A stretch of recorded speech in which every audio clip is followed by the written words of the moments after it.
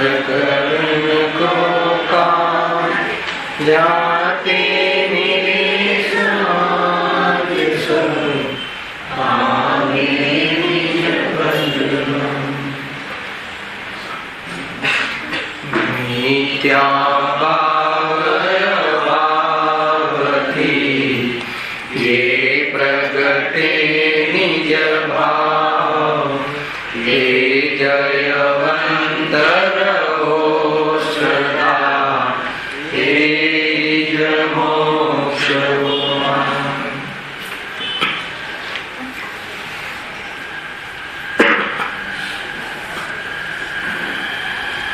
आश्री मोक्ष मार्ग प्रकाशक ग्रंथ से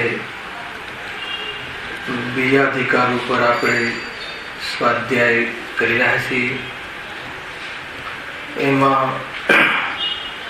ચાર ચોકડીના સદભાવમાં ચારિત્રમોની કર્મના ઉદયમાં જીવને જે કષાય ભાવ થાય છે એ કષાય ભાવમાં કેવું જીવન વિતાવે છે એની ચર્ચા અધિકારનો વિષય છે। એ દરમિયાન આપણે એની જે બીજી સાઈડ છે કે એના ભાવથી શું પ્રગટ થાય છે અને એમાં જીવન કેવું હોય છે એની ચર્ચા પણ આપણે સાથે લઈ રહ્યા છીએ। કુલ મળીને કસાય ભાવ જે છે દુઃખનું કારણ છે। જીવ જ્યાં સુધી એનું પણમન કરે છે ત્યાં સુધી દુઃખી થાય છે અને એના ભાવપૂર્વક જ સુખી થાય છે। આજની ગાથામાં પણ ગજબની વાત આવી। અધિકાર તો સર્વ વિશુદ્ધ જ્ઞાન અધિકાર સમયસારનો, પણ એમાં પણ હવે અંતમાં પણ આચાર્યને વાત કહેવાનો ભાવ આવ્યો કે મિથ્યાત્વાદી ભાવનો કરતા જીવ છે, નિશ્ચયથી કહેવાતી નહીં। ખ્યાલ આવે કે નહીં? નિર્ણય ગાથા આપશે ભાવ અશુદ્ધ નિશ્ચય નથી, રાગાદિનો કરતા આત્મા છે। જો કર્મ રાગાદિ કરાવે તો કર્મને ચેતનતાનો પ્રસંગ આવે। ઘણા બધા લોજિક ત્યાં આપ્યા છે। એને ચેતનનો ભાવ કર, ઉપાધિ કૃત ભાવ છે અને એનો અકર્તા કહેવામાં આવે જીવનો તો એ સ્વભાવ બની જાય। એવું ઘણી રીતે ત્યાં ચર્ચાઓ આગળ આવશે। કુલ મળીને બતાવવું છે કે ભાવ જીવ કરે છે અને એ ભાવનો અભાવ થાય તો જ જીવ સુખી થાય। મૂળ વાત એ છે। હમણાં જ આપણે વીર પ્રભુનો નિર્વાણ દિન મહોત્સવના રૂપમાં આપણે મનાવ્યો। ત્યાં પણ એ જ વાત રહી કે સંપૂર્ણ અશુદ્ધિનો અભાવ થયો। જે પણ કોઈ અશુદ્ધિ બાકી રહી હતી જેના કારણે એ અર્યંત દશાને પ્રાપ્ત એવા પરમાત્મા એવા મહાન જીવને પણ જીવના ભેદોમાં સંસારી કહેવાતું। અર્યંત પરમાત્મા સંસારીના ભેદમાં આવે કે મુક્તના? ભલે અનંત સુખી હતા પરંતુ સંયોગમાં શરીર અને અઘાતી કર્મરૂપ જે પણ મિશ્રણ રૂપ અશુદ્ધિ હતી ઔદૈક રૂપ એનો સંપૂર્ણ અભાવ થઈને નિર્વાણને પ્રાપ્ત થયા। કુલ મળીને અશુદ્ધિ તો અશુદ્ધિ જ છે। ચાર પ્રકારની અશુદ્ધિના ભેદ આપણે ઘણી વાર કરીએ છીએ। એમાં જે ચોથા પ્રકારની જે અશુદ્ધિ હતી એ અશુદ્ધિ એમને બાકી હતી, ટળી ગઈ અને નિર્વાણને પ્રાપ્ત થયા। ખેર આપણો વિષય પણ એ ચાલે છે કે ત્રણ ચોકડી કષાયના ભાવમાં મુનિરાજને અર્થાત તો એ જીવને વિતરાગતા જે પ્રાપ્ત થઈ છે अर्थात ये शुद्धाचरण जे प्राप्त थयुं छे मुनि जीवन से त्यां सुधी आपणे આવ્યા હતા કે મિથ્યાત્વ અને ત્રણ ચોકડી કશાય કર્મનો જેને અભાવ થયો એનું જીવન કેવું હોય છે? વિતરાગ રૂપ જીવન હોય છે. એક કસાય કણ કહો કે અલ્પ કસાય કહો કે ચોથી ચોકડી સંજલન કસાય કહો, એટલી કસાય એમને બાકી છે. એ અશુદ્ધિ છે, ભાવ રૂપ અશુદ્ધિ છે. અને એ અશુદ્ધિના મંદ ઉદયમાં મુનિરાજનું જીવન શુદ્ધોપયોગ રૂપ જીવન હોય છે. ખરેખર તો પરમાર્થથી તો એ જ મુનિ જીવન છે.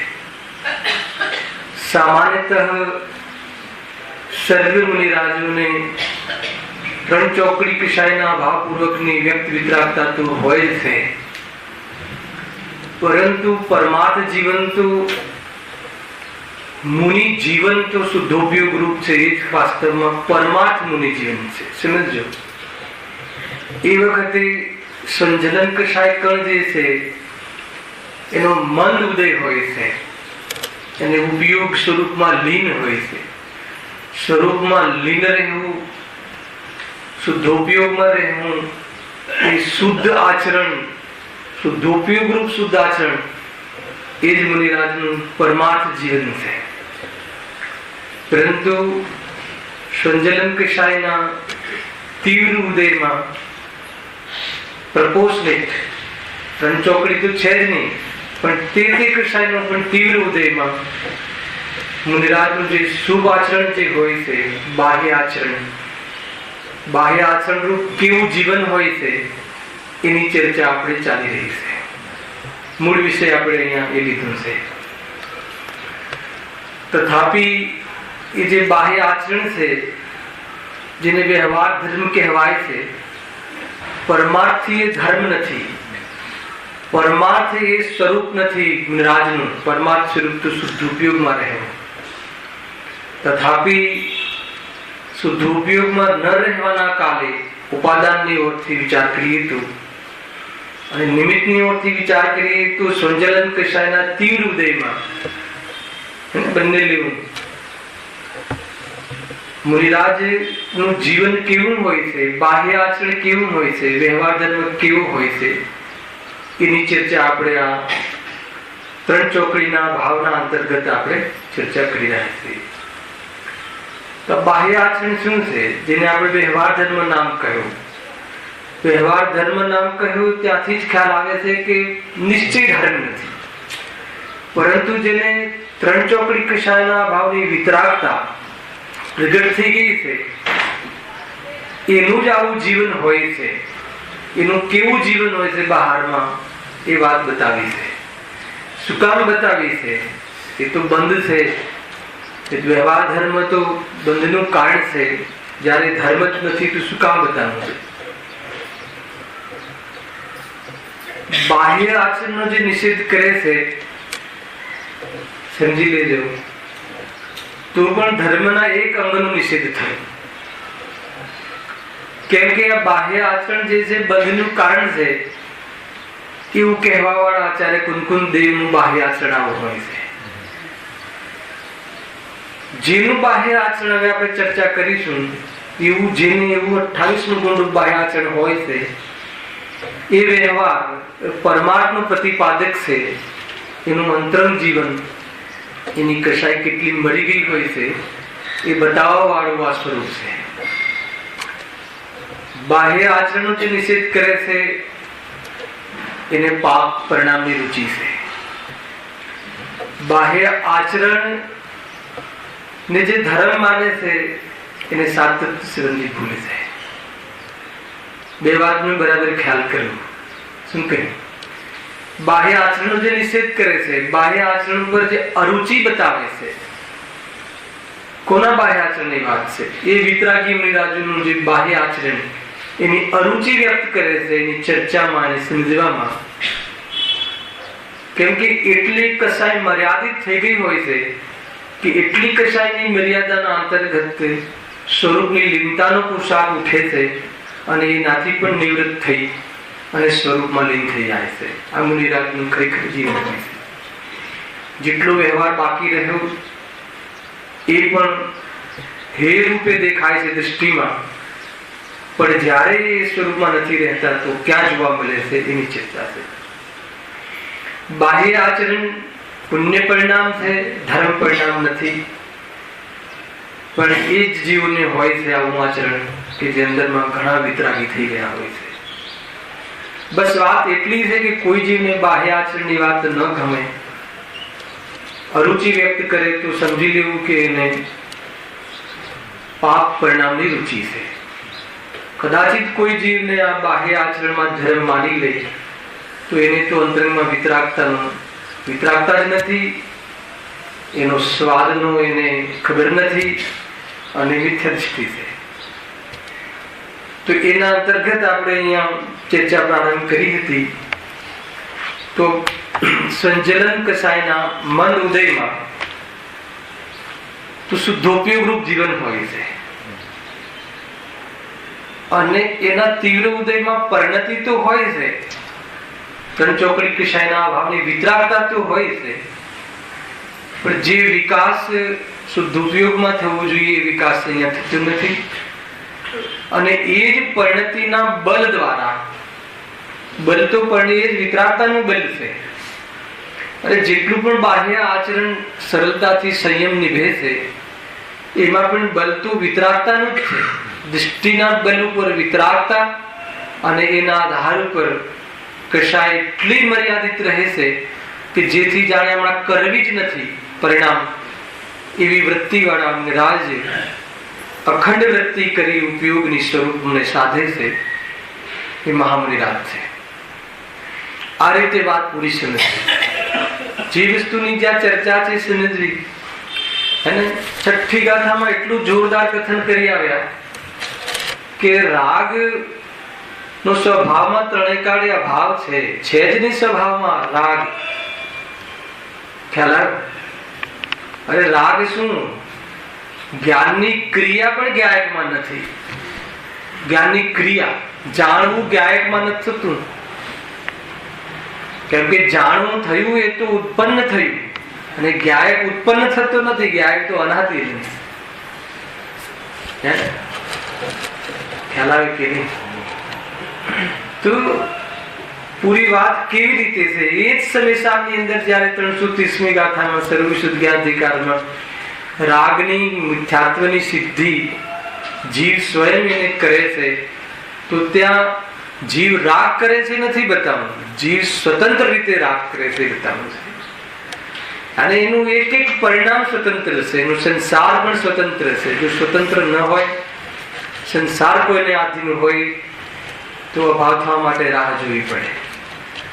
એટલે કયા એંગલ થી એનું નિરૂપણ છે, પણ છે નિરૂપણ એ વાત છે. એ જ રીતે મુનિરાજોનું જીવન કેવું હોય છે?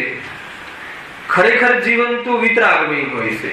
સાક્ષાત મોક્ષનું કારણ કહ્યું એમને કે આના પછી ડાયરેક્ટ આના પછી મોક્ષ જ આવે છે. આના પછી બીજી કોઈ વચ્ચે સ્ટેપ નથી. મુનિ દશા પછી નિર્ગુણ દશા પછી. પણ જ્યાં એમાં પુરુષાર્થ એમાં ઓછું હોય તો સંજલન કિસાયના તીવ્ર ઉદયમાં એના જીવનમાં જે પરિણામ દેખાય છે, એના જીવનનો જે વ્યવહાર દેખાય છે. વ્યવહાર એટલે શું? એ નથી એમ નથી એમ નથી એટલે શું? એ મુનિરાજનું પરમાર્થ જીવન નથી એમ, પણ છે ખરું. હોય તો આ જ હોય, બીજું ના હોય. આનાથી કોઈ અલગ સ્વરૂપ ના હોય. અને કેવું જીવન હોય છે એની ચર્ચા આપણે ગઈ વખતે વ્યાખ્યાનમાં ઘણી પ્રારંભ કરીને ઘણી ચર્ચા કરી હતી. એમાં 28 મૂળ ગુણરૂપ જીવન હોય છે. મૂળ એમાં 5 મહાવ્રત, 5 સમિતિ, એની ચર્ચા આપણે અહીંયા થઈ ચૂકી છે. તો એમાં પણ અહિંસામય જીવન અને એ જે જીવન છે, એ જે એમનો અવસર આવે છે, એ જે કાલ છે એમના જીવનનો, કયો કાલ? સંજલન કિસાયના તીવ્ર ઉદયમાં જે કાલ છે, જે પરિણામ છે, જે સ્થિતિ બને છે, એને ગુણસ્થાનની પરિપાટીમાં છઠ્ઠું ગુણસ્થાન કહ્યું. હે કયું નામ શું છે? પ્રમત્ત વિરત. પ્રમત્ત સંયત કહો, પ્રમત્ત વિરત કહો. બે પ્રકારના મુનિરાજ નથી હોતા. મુનિરાજનું એ સ્થિતિ, મુનિરાજની એ સિચ્યુએશન કઈ કે જે સ્વરૂપમાં ન રહે, ઉપયોગ સ્થિર ન રહે, ત્યારે જે વ્યવસાય કરે છે ઉપયોગ શુભ ભાવમાં, અશુભ ભાવમાં તો વ્યવસાય છે નહીં, તો એ શુભ ભાવમાં પણ કેટલી મર્યાદા હોય છે. 5 પાપનો તો અભાવ હોય છે, સંપૂર્ણ હિંસા, જૂઠ, ચોરી, કુશીલ પરિગ્રહનો તો ત્યાગ હોય છે. એવા જે પરિણામ અહિંસક પરિણામ છે, એવા પુણ્ય ભાવ જે હોય છે, એના જીવનની અહીંયા ચર્ચા છે. તો એટલી જે પતલી હિંસા હોય, આગે એક બાજુ અહિંસા કહો છો ખ્યાલ, તો હિંસા કઈ રીતે?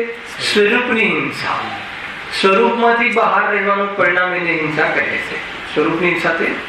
પરંતુ જે બાહ્ય હિંસા છે, જે દ્રવ્ય હિંસાના નિમિત્તમાં બનવા વાળા જે અશુભ ભાવરૂપ હિંસા છે, એ બધી હિંસા પ્રમાદરૂપ હોતી નથી. તો એવા મુનિરાજ જો બહારમાં આવે છે, બહારમાં એટલે ક્યાં?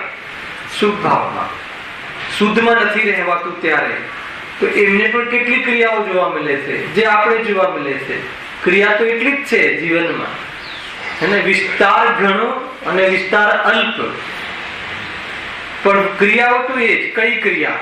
ચાલવાની, ખાવા પીવાની, ગમનની છે ને બધી, ભાષાની, બોલવાની ક્રિયા, ક્રિયાની અર્થથી જોઈએ તો એ જ બધી ક્રિયાઓ જોવા મળે છે.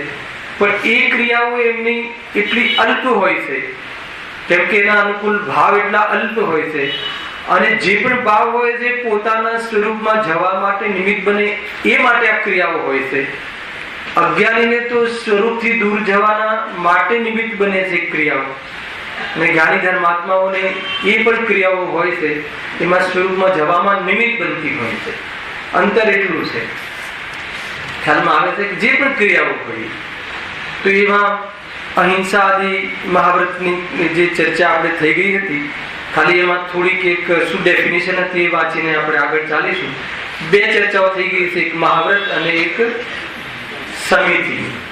તો મહાવ્રત એમનું જીવન છે, અને એ જીવનના નિર્વાહ માટે 5 સમિતિ રૂપ જે કાર્ય છે એવી પ્રવૃત્તિ હોય છે. સમજો, મૂળ જીવન તો મહાવ્રત રૂપ, અહિંસા મહાવ્રત, અચૌર્ય મહાવ્રત, સત્ય મહાવ્રત, બ્રહ્મચર્ય મહાવ્રત, અપરિગ્રહ મહાવ્રત. મહાવ્રત એટલે વિરક્ત મહાવ્રતની વ્યાખ્યા કરી છે. જો નિશ્ચય રત્નત્રય પૂર્વક, એ પહેલા એ મૂળ જીવન એનું નિશ્ચય રત્નત્રય, શુદ્ધોપયોગ અને પરિણતિ, શુદ્ધ પરિણતિ, એ પૂર્વક, એ સૌથી પહેલા ટર્મ્સ છે. મુનિરાજનું જીવન છે, મુનિરાજનું ચિહ્ન છે, લક્ષણ છે. નિશ્ચય રત્નત્રય, રત્નત્રયની એકતા, વિશેષ એકાગ્રતા, આ લક્ષણ છે મુનિરાજનું. સ્વરૂપમાં લીન થવું એ મુનિરાજની મૂળ પહેચાન છે. અને જે સ્વરૂપમાં લીન નથી હોતા એ વખતે પણ સ્વરૂપમાં લીન થવાનો પુરુષાર્થ કરે છે. કેવી રીતે કરે છે? તો કસાયને ઓર મર્યાદામાં લાવીને સ્વરૂપના ચિંતનના માધ્યમથી, ચિંતનથી પણ નિવૃત્ત થઈ અને સ્વરૂપમાં જવાનો પુરુષાર્થ કરે છે. આ સિવાય બીજું કોઈ મુનિરાજને કાર્ય હોતું. કોની વાત ચાલે છે? આ મુનિરાજની. કોની વાત નથી ચાલતી? આપણી. એવું લાગે છે? એવું લાગે છે તો જો આપણે કાંઈ સમજ્યા નથી. નહીં, આ તો મુનિરાજની વાત છે, આપણી વાત નથી. જબરદસ્ત સમજવા જેવી વાત છે ભાઈ હિતેશભાઈ. આપણે આપણું જીવન પણ આવું હોવું જોઈએ, સંપૂર્ણ આનંદને પ્રાપ્ત થવાના પુરુષાર્થ હોવું જોઈએ. આ જે મનુષ્ય જીવન એટલા માટે જ મળ્યું. મનુષ્ય જીવનની એક પળ હે ને, ત્યાં કહ્યું શ્રીમદ રાજચંદ્રએ આત્મજાગૃતિની પાછળ બોલ આવેલો છે, વાત જોઈ ભાઈ હે ને. મનુષ્ય જીવનની એક પળ કૌસ્તુભ મણિ કરતા પણ કિંમતી છે, જ્ઞાનીઓને કિંમતી લાગે. અને એક પળ આપણે ક્યાં સમર્પિત કરીએ છીએ? એક પળ શું, કલાકોના કલાકો, દિવસોના દિવસો, ભાવના ભાવ ક્યાં સમર્પિત કરીએ છીએ? કે જ્યાં આપણું સ્વરૂપ નથી એના પર સમર્પિત કરીએ છીએ. જલ્દીથી જલ્દી લાગી જવા જેવું છે. આ ત્વરાથી સ્વરૂપ આવું છે ભાઈ હે ને. બની ગયો ને એક શિખરજીમાં ગઈકાલે બધાને ખબર છે, અહીંયા જ આવતા હતા ભાઈ શ્રી શ્રીભાઈ,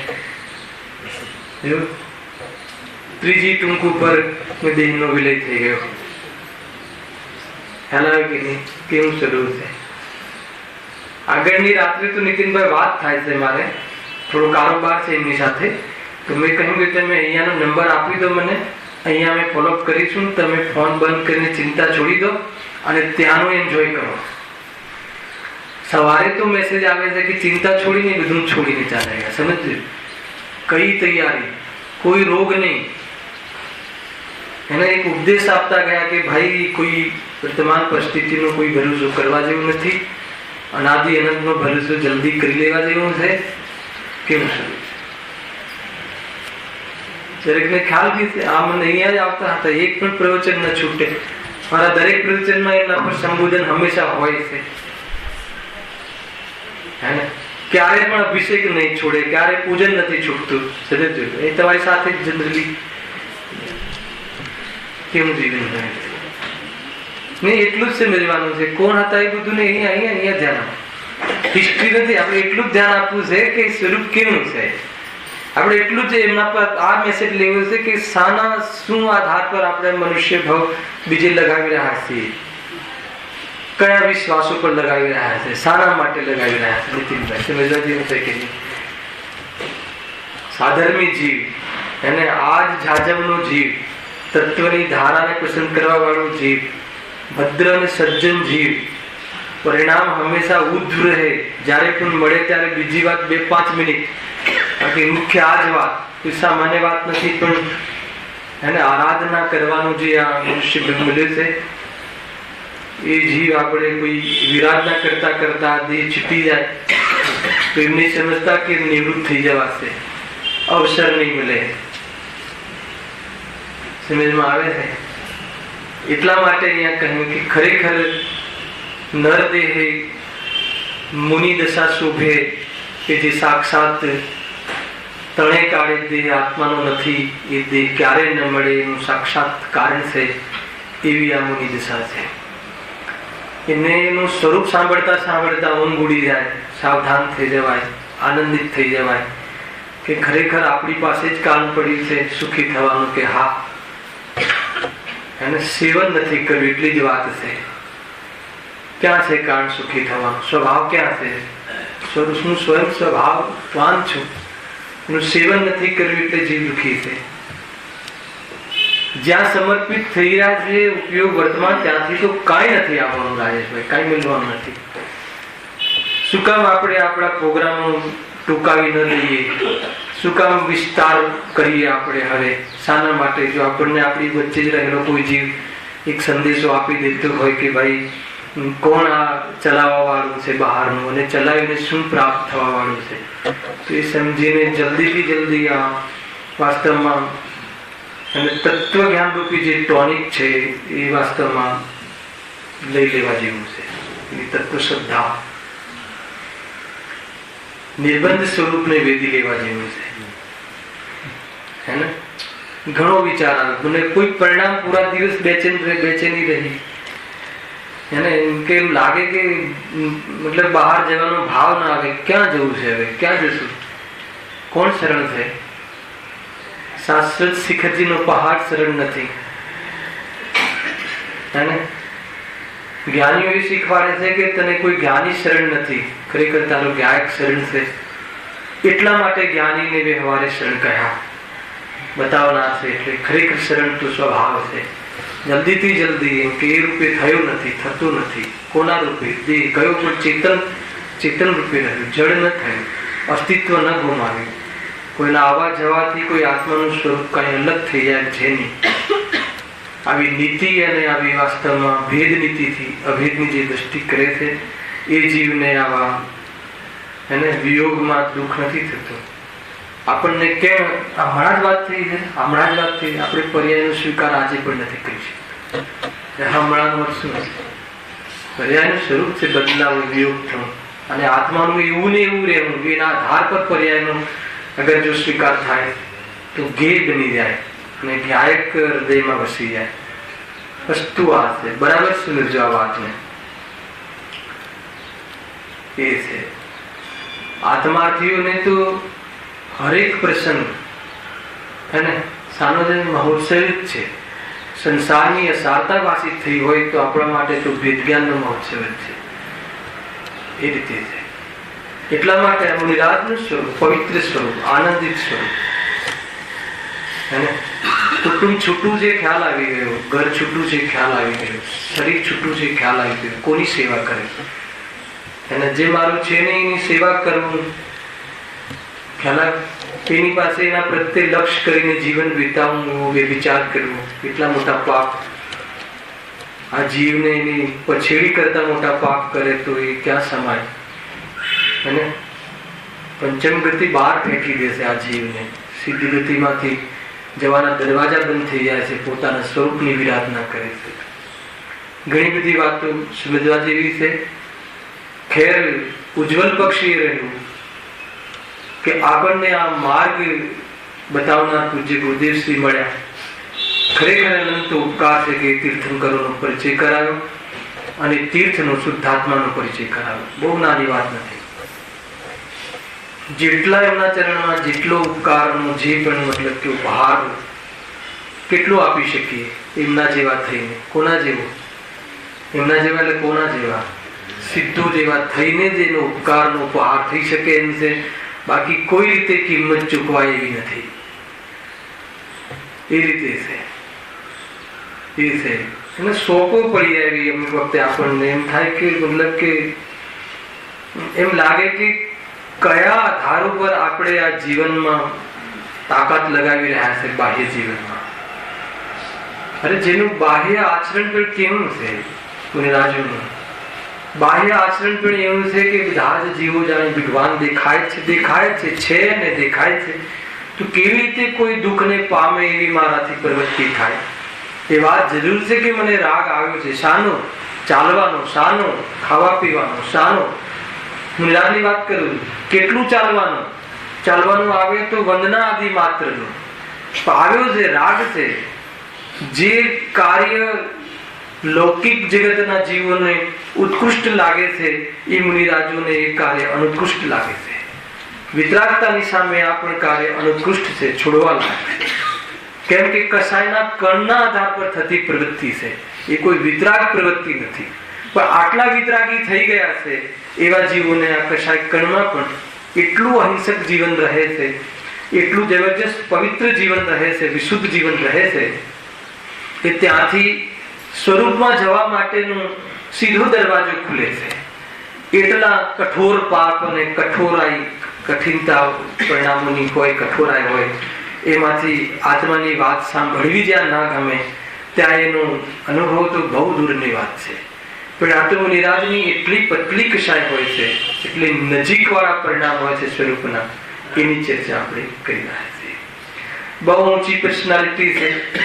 ઘણી ઘણી ચર્ચાઓ આપણે ગત વ્યાખ્યાનમાં વિસ્તારથી કરી ચૂક્યા છીએ કે એમને જે પણ ખાવા પીવા સંબંધી અથવા આહારમાં દિવસમાં એકવાર આહારની કશાય કણ રહી ગઈ છે તો એમાં પણ એના નિમિત્તથી, પોતાના રાગના નિમિત્તથી સટકાયેલા જીવોને જરા પણ દુઃખ પહોંચે અર્થાત તો એના પ્રાણને હાનિ પહોંચે એવી જાતિની પ્રવૃત્તિ અર્થાત એ રીતે આહાર લેવાની વૃત્તિ મુનિરાજોની હોતી નથી.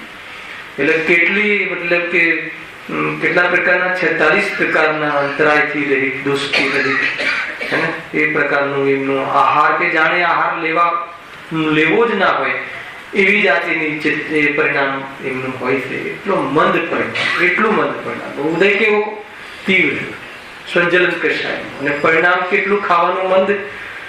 ખ્યાલ આવે કેમ નહીં? એ રીતે જરા પણ પરમાદ નહીં.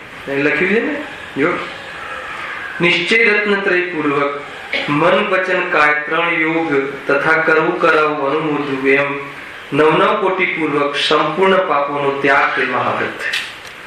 9 કોટી પૂર્વક એમના નિમિત્તથી કોઈ અનુમોદના ન થઈ જાય. હે ને? પ્રવચનના માધ્યમથી આહારની કોઈ ઔષધિની વાત આવી જાય અને કોઈ એમના માટે આહાર બનાવી નાખે તો એ દિવસે ઉપવાસ લઈ લે કે નહીં, આજે આહારનું પરિણામ નથી. એટલે એની અનુમોદનાથી આહાર જલ આદિમાં કોઈ જીવ એના નિમિત્તથી કોઈ મૃત્યુને પ્રાપ્ત થાય એવા પરિણામ નથી હોતા. મતલબ કેવી જાતિની મતલબ અંદરમાં કરુણા, તથાપિ એ ધર્મ નથી એવું ભાન, ધર્મનું ડાયરેક્ટ કારણ નથી, નિમિત્ત કારણ. એટલે કે એવા પરિણામ વાળા જીવો સ્વરૂપમાં જવાનો પુરુષાર્થ કરી શકે છે, એટલું નિમિત્ત પણ ત્યાં કહ્યું. એનાથી કોઈ વિતરાગતા પ્રાપ્ત થાય, પ્રગટ થાય એવું ધર્મનું સ્વરૂપ નથી. ધંચ માત્ર પણ ક્રેડિટ ચાહતા નથી, એનો મહિમા નથી. મહિમા તો મહિમાવંત ગાયકનું છે કે જે પ્રભુ છે એની પ્રભુતા પ્રગટ થઈ ગઈ છે, કે જેથી કરીને તુચ્છ વસ્તુઓ પર એમને રંચ માત્ર પણ લાભ દેખાતો નથી. તુચ્છ એટલે એમાં જ્ઞાન ચેતન નથી, એમાં સુખ નથી. એવા પદાર્થો પ્રત્યે કેમ રસ હોય, જરા પણ રસ ના હોય, એવી જાતિનું આ મુનિ જીવન હોય છે. વાસ્તવમાં શોભા છે આ જીવની, એ શોભે આપણને. ખ્યાલ આવે છે કે નહીં? અંગ વિકાર નહીં, પરિણામમાં વિકાર નહીં. દુનિયામાં કોઈ પણ વસ્તુની જરૂરત ભાષિત ન થાય. પોતાના સુખના માર્ગમાં સારી પ્રકૃતિ અનુકૂળ લાગે, પોતાના કાર્યમાં કોઈ પણ એને અંતરાય ન દેખાય, પોતાના કાર્યમાં કોઈ પદાર્થ નડતો ના દેખાય. કેમ? કેમ કે દરેક પદાર્થ સ્વતંત્ર છે. એવા નિરપેક્ષ દ્રષ્ટિવંત મુનિરાજ પોતાનું નિરપેક્ષ જીવન જીવતા હોય છે. છતાં કશાય કણની અંતર્ગત જે પણ કોઈ પરિણામ પ્રગટ થાય છે તો કેવું જીવન હોય છે? ખ્યાલ આવ્યો કે નહીં? ભાષા સમિતિ, મૌન જીવન હોય છે. બોલે તો બસ એક જ વાત કહે કે ભાઈ તું તો ભગવાન આત્મા છે, પર્યાયની અંદર કશાય છે ખરી, પણ એ તારું પરમાર્થ સ્વરૂપ નથી. એ સિવાય બીજી કોઈ વાત નહીં. કેવી ગજબની ચર્ચા મુનિરાજની અહીંયા કરવામાં આવી રહી છે. જો સાંભળો અહીંયા. હા, 5 મહાવ્રતની ચર્ચા આપણે કરી ચૂક્યા છીએ. પછી સમિતિની ચર્ચા કરી ચૂક્યા છીએ. પ્રમાદ રહિત યત્નાચાર સહિત પ્રવૃત્તિ તે સમિતિ છે. શું કહ્યું? પ્રમાદ રહિત. 5 સમિતિ પાળવાનો ભાવ પ્રમદ ગુણ સ્થાન છે. ખ્યાલ આવે કે નહીં? ત્યાં પ્રમાદ તો છે. કયો પ્રમાદ છે? સ્વરૂપમાં ન રહ્યા એ પ્રમાદ. અને પ્રમાદ કેટલા પ્રકારના કહ્યા છે? 15 પ્રકારના પ્રમાદ કહ્યા છે. જો નામ બતાવી દઉં. લાસ્ટ ટાઈમ અહીંયાથી આપણે વિષય છોડ્યો હતો. 4 વિકથા, 4 કષાય, 5 ઇન્દ્રિય સંબંધી, 1 નિંદ્રા અને 1 સ્નેહ. આ 15 પ્રકારના પ્રમાદ છે મુનિરાજની. હવે 4 વિકથા કરે: રાજકથા, સ્ત્રી કથા, ભોજન કથા અને ચોર કથા. તે પ્રમાદ કહ્યું તો એ કથાઓ હોય મુનિરાજની. તો કેમ કહ્યું? આ પ્રમાદ એટલે રાગ. તમે સમજો. અને એ જ્યારે શુભોપયોગમાં આવે છે, જ્યારે ત્યારે એમને પ્રવચન કરવાનો કે શાસ્ત્ર લખવાનો જે ભાવ આવે છે, એમાં પ્રથમાનુયોગ લખે કદાચિત, અથવા એ સંબંધી ઉદાહરણ આપે, તો એમાં કોઈ ચક્રવર્તીની પટરાણીનું સ્વરૂપ લખે, તો જે હોય એવું લખે તો ત્યાં લક્ષ્ય ગયું ને. સમજો, એકલું જ્ઞાન નથી હોતું છદ્મસને, એ લક્ષ્ય ગયું ને. નિર્મોહી નિરામની વાત છે, એટલો ઉપયોગ ત્યાં ગયો ને. સ્ત્રી સંબંધી લખવામાં તો કોઈ સ્ત્રી સંબંધી લખ્યું એ નથી બતાવું, એ લખવાના કાળમાં ઉપયોગ ત્યાં ગયો. એટલે એ શું લખી રહ્યા હતા? તો કે સ્ત્રી કથા લખી રહ્યા હતા, સ્વરૂપ બતાવી રહ્યા હતા.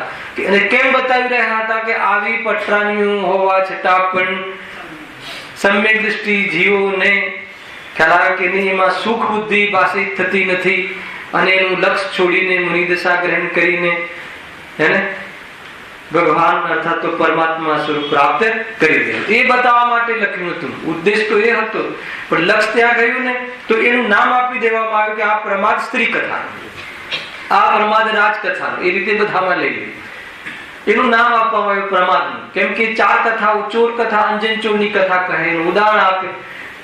તો એટલો અંદરમાં એમને જે 9નો કષાય છે, તો અરતિ ભાવ બી ચાલે છે ચોરી પ્રત્યે, ચોર ભાવ પ્રત્યે. તો એ અરતિ ભાવ જે છે એ દોષ છે, ભલે એ ઉદ્દેશ એમનો પ્રશસ્ત છે, ગજર છે.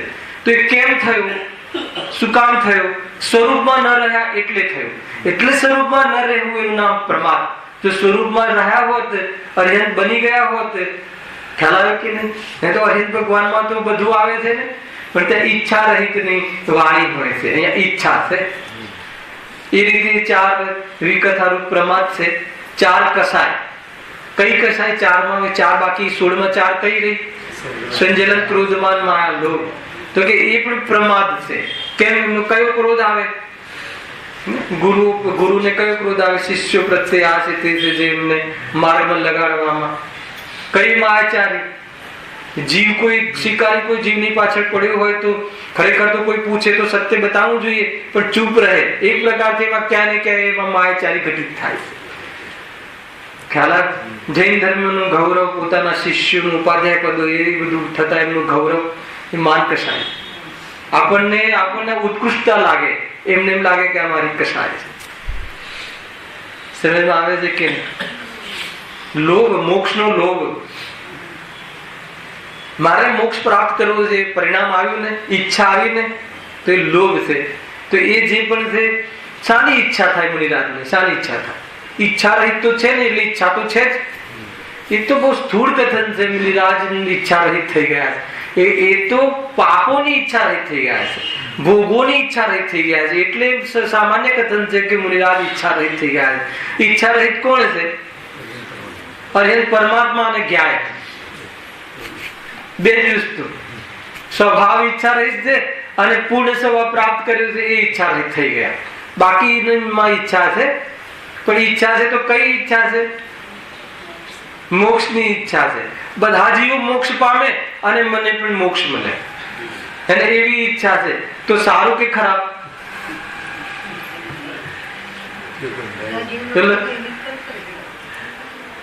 ખ્યાલ આવે કે નહીં?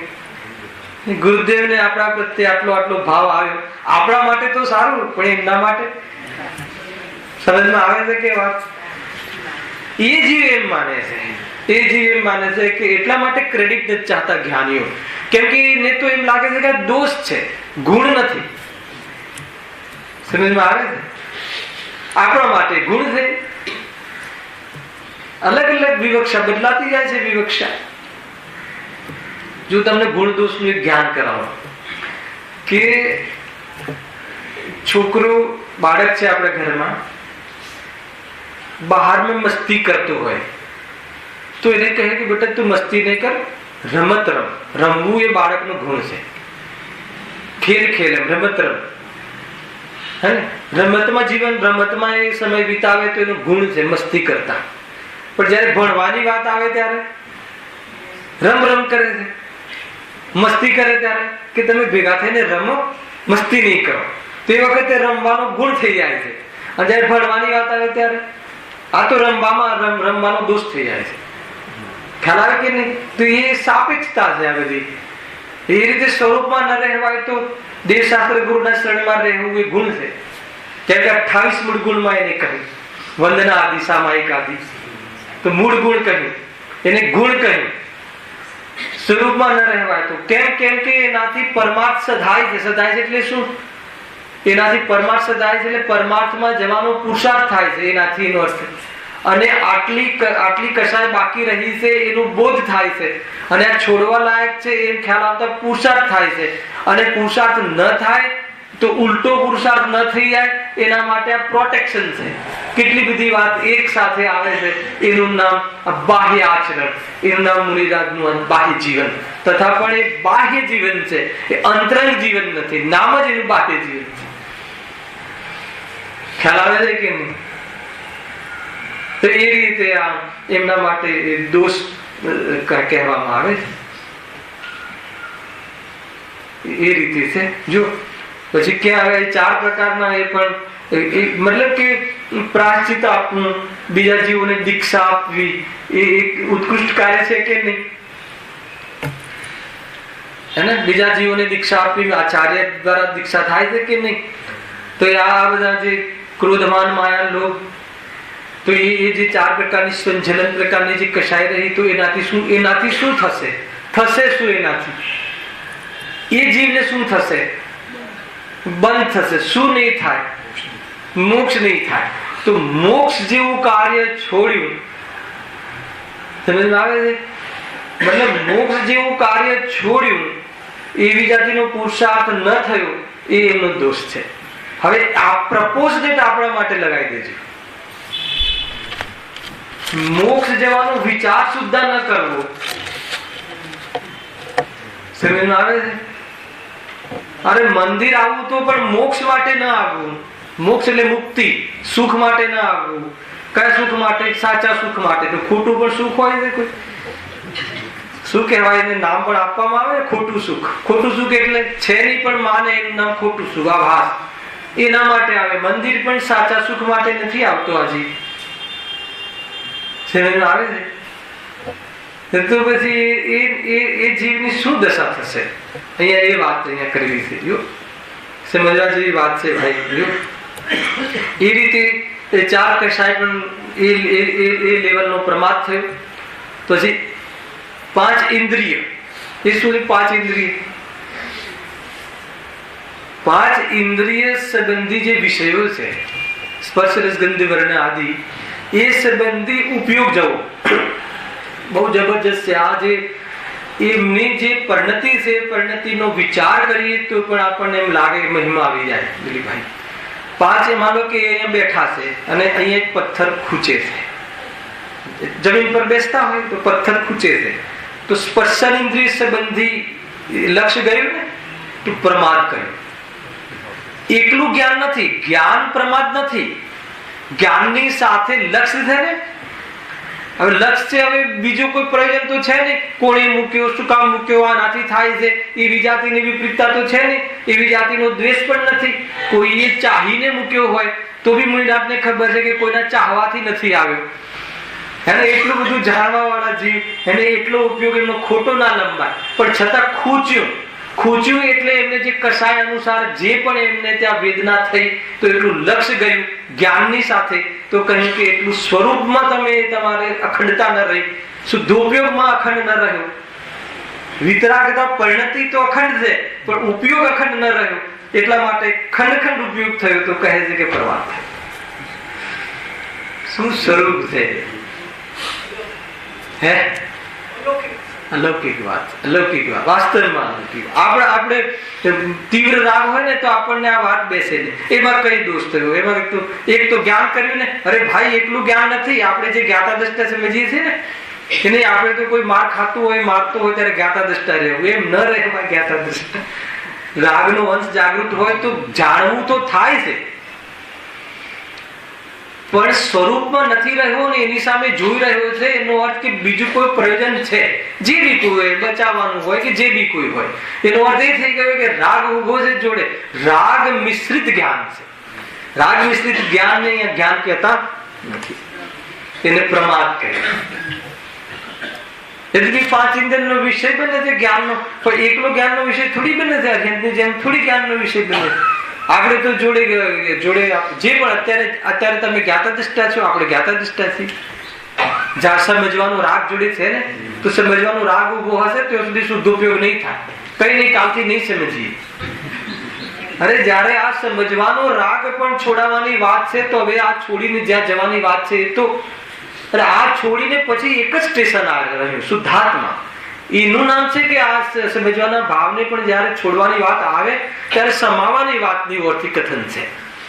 ખ્યાલ આવે કે નહીં? છોડવાની વાત જે આવે એ સમાવાની ઓરથી છે. એના પહેલા છોડ્યું તો દુર્દશા, અને ન છોડ્યું તો નહીં પહોંચે. બે વાત સમજવા જેવી છે.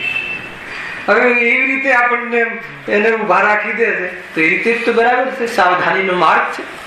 થોડી પણ ઉલટા હાથ કાઢીને ક્યાંક ગયો તો ખતમ, અને ત્યાં જ રોકાઈ ગયો તો પણ ના પહોંચ્યો.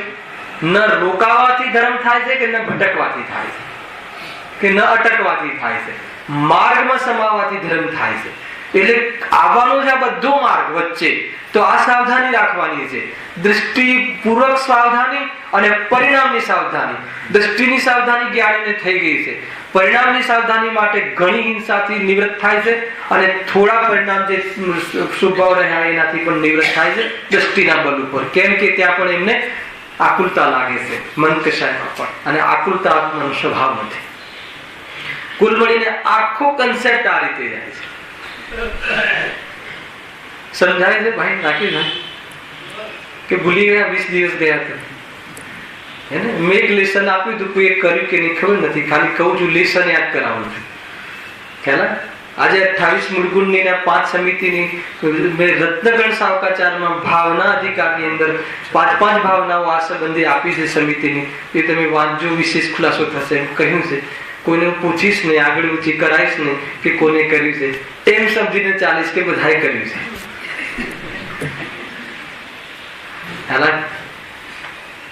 એ રીતે છે ભાઈ, આ રીતે છે સ્વરૂપ. તો જો એ રીતે 5 ઇન્દ્રિયમાં ઘટાઈ લેવું. એક વસ્તુ આ બધા આપણને એમ લાગે કે આપણને તો ગુણ લાગે, અહીંયા કહે પરમાત્મા છે. એ રીતે એમ છે. જો પછી એક છે નિંદ્રા, એક છે સ્નેહ. 5 ઇન્દ્રિયમાં જબરજસ્ત ઘટશે. એ રીતે 5 ઇન્દ્રિયના વિષયમાં તમારે ઘટાઈ લેવું.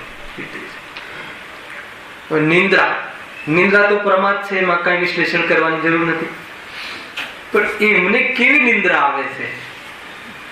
પિછલી રયન મેં કછું છે, બધાને ખબર છે. આ તો સેકન્ડોની ઊંઘ અને લેટવાનું અંતર, ત્યાં સુધી લેટે નહીં. તમે સમજો મુનિરાજનું જીવન, આડા પડવાની તો વાત જ નથી. મુદ્રા, ધ્યાન મુદ્રામાં બિરાજે, કાં તો ખડગાસન કાં તો પદ્માસન. ધ્યાન સિવાય, કેમ કે હર અંતર્મૃતમાં ધ્યાનની પ્રક્રિયા છે. કેવી રીતે સુઈ જાય? આડા પડે ધ્યાન ના થાય. દિલ્હી પાસે બધા જેવી વાત છે ને, બીજે ક્યાંય નજર નહીં લઈ જતા. પણ સ્વરૂપ આ છે હિતેશભાઈ. એને બીમાર હોય તો એ બીમારી આપણને લાગુ પડે છે, એમ લાગુ પડતી નથી.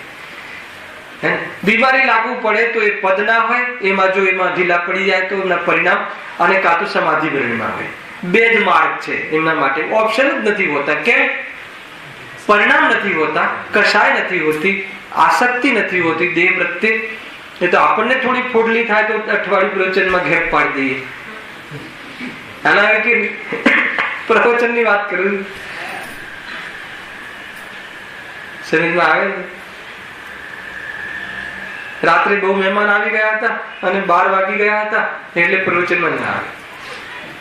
તો એવા મહેમાન જોડે સંબંધ ચુકામ રાખે છે, 12 વાગ્યા સુધી બેસે. શું વાત કરો બધું? હા, એમ જ છે. જ્યાં આપણો વ્યવહાર બી ન થાય, ધર્મ વ્યવહાર, એવા મિત્રો જ નહીં રાખવા. ખ્યાલ? આપણી ક્ષમતાના અનુસાર ક્ષમતા આ જોવાની. ધર્મ ક્રિયા કોઈ બી ન કરી શકીએ આપણે, જેના કારણે એટલી આપણી માનવ ક્ષમતા હોય તો આપણું જીવન પલટી નાખો. એ ક્ષમતા અનુસાર રિલેશન, એ ક્ષમતા અનુસાર આપણે પહોળા થો. પણ ધર્મ ક્રિયા જે છે, ધર્મમાં નિમિત્ત બનવા વાળી, એનો લોપ થાય એવી જાતિના પરિણામ પ્રવૃત્તિ જીવનમાં ન હોવી જોઈએ. એનું નામ આત્માર્થી. કઈ નહીં, 10 વાગે એટલે ભાઈ બસ મારા ઘરે અન્નાજી આવે ને મારા ઘરે, તો એમની મારા ઘરે મારી રૂમમાં હું એમની પાસે બેસવું પડે. એમને એમ થાય ને બસ ટાઈમ થઈ ગયો એટલે કહી દે બહાર જાઓ. કેમ કે એમનું સવારનો ટોટલ કાર્યક્રમ હોય, જે પણ સ્વાધ્યાય આદિ, જે પણ આગળ ચિંતન મનન, જે પણ જેને જે પોતાની ક્ષમતા અનુસાર, એમાં બ્રેક ના પડવું જોઈએ. અથવા સુસ્તી રે, પ્રવચનમાં ઊંઘે, ઘરે ઊંઘ્યો ના હોય એટલે સરવાળે તો કવર તો કરી જ લે. સમજમાં આવે છે કે? તો બધી એમાં પ્રમાદ કયો આવ્યો? રાગ.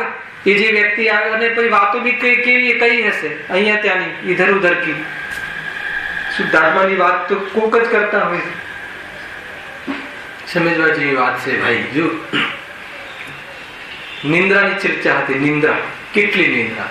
એ નિંદ્રા પણ કહે છે કે આ પ્રમાદ છે. આપણે મતલબ કે એવી રીતે આપણે પ્રેઝન્ટ કરીએ છીએ કે જુઓ તો ખરા મુનિરાજને, એને નિંદ્રા જ જાણી નથી. મુનિરાજ કહે છે કે ક્ષણ માત્ર પણ હું શુદ્ધોપયોગનો અવસર ચૂકી ગયો. કે શુદ્ધોપયોગનો અવસર હોત ને, સમજમાં આવે છે? કાલે તો ઘણી ચર્ચા થઈ મિલાણીમાં. એક ક્ષણ પણ શાના માટે લગાવવાની?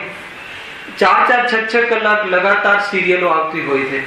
ઉપયોગ ત્યાં લાગતો હોય છે, આપણા પ્રથમાનીઓ કોરા રહી જાય છે. ત્યાં પણ કહ્યું હતું ને, મને એક ભાઈ કે ભાઈ ઓહ માય ગોડ જોજો તમે. ત્યાં ચિંતામણી મેં તો અમે આઈએમ ગોડ બતાવીએ છીએ. એનું શું? અરે આપણા શાસ્ત્રમાં ઓછું લખેલું છે કે હવે ત્યાં જઈને સમજજો. ખ્યાલ આવે કે નહીં? અને ત્યાં એટલું જ થોડી છે ને, પછી બીજા મસાલા હોય છે ને એ જોડે ગ્રહણ નહીં થઈ જાય. અને આપણે રાગ તો બેઠો જ છે તરત જ, અને એમાં મન લાગી જશે. તો મેન વાત એ છે. મારે એમ નથી કેવું કે ત્યાં વાતને નહીં મુખ્ય કરી હોય, કરી હશે, પણ સાથે બીજી બધી વાતો પણ ઘુસાવી હશે ને. ખોટા નાચ ને ખોટું આ ને ખોટું તે ને પહેરવેશ, તો પછી ઉપયોગ તો ત્યાં બીજે પણ લાગવાનો છે ને. એના કરતા એવી આ વાત અહીંયા ગુરુદેવના માધ્યમથી જ્યાં જુઓ ત્યાં બાહ્ય આચરણ બી સુંદર શુદ્ધ આચરણ, ખ્યાલ કરુણા પણ એટલી અને ઉત્સાહ પણ એટલો, પ્રસન્નતા પણ એટલી ચહેરા પર, આનંદ રિયલ આનંદ લાગે અંદરમાં. રિયલ આનંદ આપણને જો પકડમાં આવે તો ખરેખર એમ કે નિર્મોહી પણ વાસ્તવમાં આનંદ છે. તો એ રીતે ચાલવું જોઈએ. ગજબના આપણને કહે છે કે ભાઈ તમે મને તો એક વાત તો કીધું, હવે આગળ વાત નથી વધારી. એટલું મેં કહ્યું કે ભાઈ શાની અનુમોદના કરો છો તમે? આ જોઈ જ લેજો, આમ જોવા જેવું જ છે. ખ્યાલ આવે કે નહીં? કઈ પણ ન કહ્યું મેં એ રીતે. જો નિંદ્રા શું છે? પ્રમાદ. પછી છેલ્લો 15મો પ્રમાદ નિંદ્રા. ખ્યાલ આવી ગયો ને? નિંદ્રામાં ક્યારેય બી આત્માનું કલ્યાણ અથવા આત્માની સાધના ન થાય. નિંદ્રામાં જ્ઞાન એટલું કુંઠિત થઈ જાય છે કે વિજ્ઞાન કરવા માટે સમર્થ નથી રહેતું. ખ્યાલ સામાન્ય અવલોકન નથી શકે. દર્શનાવલી કર્મનો ઉદય એટલે કહ્યું તે. અરે હમણાં બધા બને જ છે ને, બધા ઘરમાં હોઈએ અને ઊંઘમાં ચાવીથી ખોલી કબાટ ખોલી અને ધન લઈ જાય તો પણ એનો અવગ્રહ ન થાય, બોધ ન થાય, તો પછી શરીર અને આત્મા જુદા છે એ વાતનું બોધ જ્ઞાન નિંદ્રામાં થવું કેવી રીતે સમજવું? પ્રતીતિ થઈ ગઈ ની વાત જુદી છે, પણ પ્રતીતિ થઈ ગઈ એને પણ શુદ્ધોપયોગ ચૂકે છે. એટલા માટે કહે છે કે આ નિંદ્રા શું છે? મારા માટે પ્રમાદ. અને આપણને નિંદ્રા શું લાગે છે? ફ્રેશ થઈ જવા માટે ઊંઘવું. ભાઈ એ સંજ્ઞા છે આપણા જીવનમાં યથા યોગ્ય ગમે એટલો ઉજાગરો કર્યો રાખીએ. ભાઈ વિજ્ઞાન એમ કે છે કે 2 કલાકની ઊંઘ જો હોય તો એ જીવ ફ્રેશ થઈ જાય છે, અને 3 થી 4 કલાકની ઊંઘમાં શારીરિક જે છે એમાં અનુકૂળતા આવી જાય છે. એનાથી વધારે ઊંઘ જે છે એમાં સ્વપ્ન દોષ ઘણા થતા હોય છે. એમાં જીવ એ પરિણામોમાં એટલો મદવત હોય છે કે એમાં કઈ પણ વિચારે ચડી શકે છે, કેમ કે વિચાર તો ત્યાં ચાલુ હોય છે. આવેલું એકલા નકરા પાપ થતા હોય છે, ને છેલ્લે કટોતી ક્યાં થતી હોય છે? સ્વાધ્યાયમાં. એટલે પ્રમાદ એટલે રાગ, રાગના કારણે આ બધું થાય છે. શરીરની આસક્તિ, આરામ, એ શરીરની આસક્તિ, શરીરનો આરામ. જો છેલ્લો પ્રમાદ સ્નેહ, સ્નેહ પ્રમાદ કહ્યું. આચાર્ય મુનિરાજોને એમના શિષ્યો પ્રત્યે જે સ્નેહ છે, કેમ કે સ્નેહ એમને સ્નેહ હોય અને શિષ્ય સ્નેહનો પ્રમાદ તોડીને સિદ્ધ થઈ જાય, અને આમને સ્નેહ રહે તો શ્રેણી ચડવાનો કાર્યક્રમ ન થાય. ખ્યાલ આવે કે આચાર્ય પદમાં વિશેષ સ્નેહ રહે છે, કેમ કે ભાર છે આચાર્ય પદ. કોઈ પણ પદ જ્યાં સુધી બાકી રહે ત્યાં સુધી મોક્ષ મૂલત્વે રહે છે. બસ ખ્યાલ આવે કે નહીં? ઉપાધ્યાય નું પદ પણ એ રીતે. એટલા માટે ત્યાં શિબિરોમાં ઘણી વાર કહું કે જે પણ વિદ્વાનો સાધના કરવા વાળા જીવો હોય છે ઘણા આવતા હોય છે અહીંયા, અને તો પોતાના સ્થાનમાં વિશેષ રહી અને ઉપયોગ આવાગમનમાં ન લગાવીને વિશેષ સ્વાધ્યાય કરતા હોય છે. એ છોડીને એમના રાગવશ આવે છે, આવે અને અહીંયા એકાદ પ્રવચન કરે, 2 પ્રવચન 5 પ્રવચન કરે, અને ઘણા જીવો લોબીમાં ને બહાર સમય પસાર કરી દેતા હોય છે. તો એને ખ્યાલ નથી આવતો કે જે વ્યક્તિઓ આવે છે એ કઈ કિંમત ચૂકવી રહ્યા છે, એ જેને ખ્યાલ હોવો જોઈએ. ઘણી વાર આપણને ખેદ થતું હોય છે, પરંતુ ખેદમાં તો ખેદ જ થાય, બીજું કોઈ પરિણમન કે સુધરી જાય એમ ન થાય. એમ નક્કી કરી અને ખેદથી નિવૃત્ત થવું એ જ વાસ્તવમાં આત્માર્થીનું કાર્ય છે. આ નામ પ્રતિક્રમણ.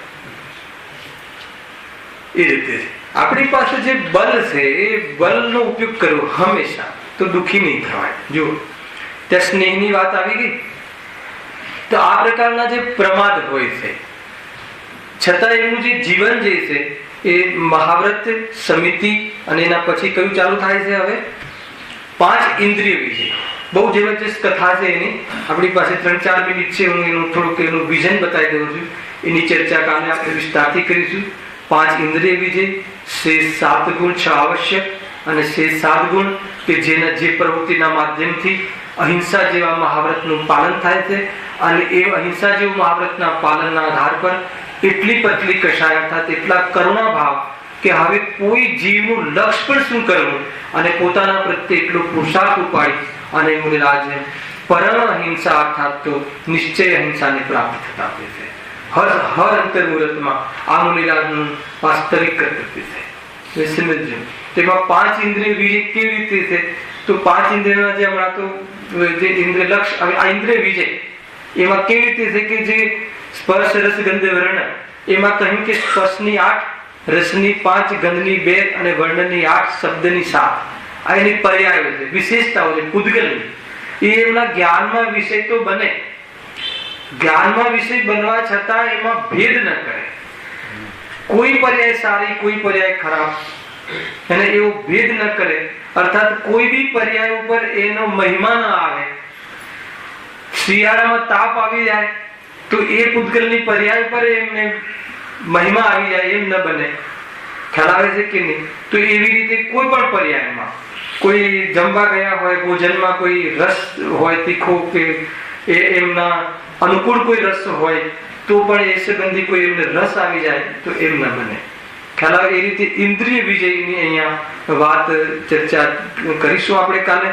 અને એના પછી જે શેષ ગુણ આદિ અને આવી પ્રવૃત્તિ કરતા કરતા જે બાહ્ય આચરણ છે એ આચરણમાં જે પરિસર ઉત્પન્ન થાય છે, જે અમુક પરિસર તો એવા છે કે જે એમના દેહ આશ્રિત પરિસર ક્ષુધા આદિ, અને કેટલાક પરિસર એવા છે કે જે પ્રકૃતિ આદિ, કે જે વાવાઝોડું આવે, તડકો આવે, કેમ કે એમનું જીવન જે છે ક્યાં છે? જંગલોમાં છે, વનવાસી છે. તો આ બધું જે બહારમાં આવે તો એવા પરિસરમાં કેવી રીતે પરિસર જય કરે છે એવી સુંદર ચર્ચા આપણે આવતીકાલના જે પીરિયડ છે, આપણું વ્યાખ્યાન છે એમાં વિશેષ ચર્ચા કરીશું. અને આ બધું કરવા પાછળનો હેતુ એક જ હોય છે કે કશાય કેટલી લિમિટેડ છે અથવા કણ જેટલી કશાય છે, પણ એટલી કશાય કણ પણ ખૂચે છે એ જીવને, અને એ કશાય કણ પણ છોડવા માટે તત્પર થયા છે.